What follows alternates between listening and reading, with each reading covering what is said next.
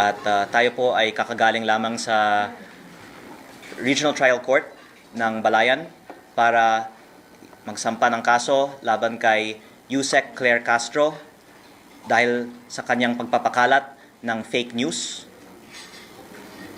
Tayo po ay nagsampa sa tulong po ni Attorney Topacio ng kaso kay Claire Castro for libel on her libelous statements tungkol sa aking solar power business.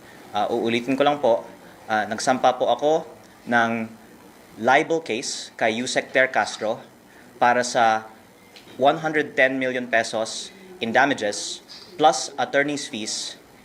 Ito po ay civil case at hindi criminal case dahil hindi ko naman po nais na masaktan si Yusek Claire Castro.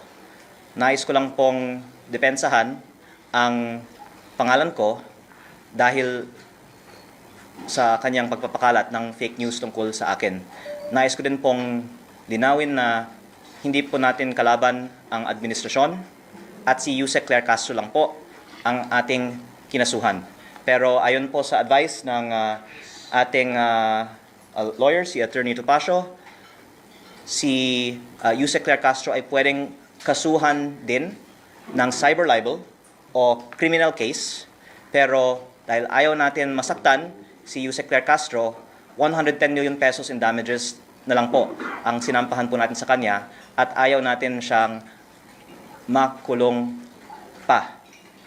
At pag-aaralan natin po ang ating mga susunod na mga hakbang pa sa kanya at sa ibang mga nagpapakalat ng fake news tungkol sa iba't ibang mga issue na nakikita naman po ng taong bayan ay nagpapalihis lang ng usapan mula sa tunay na issue ng korupsyon sa DPWH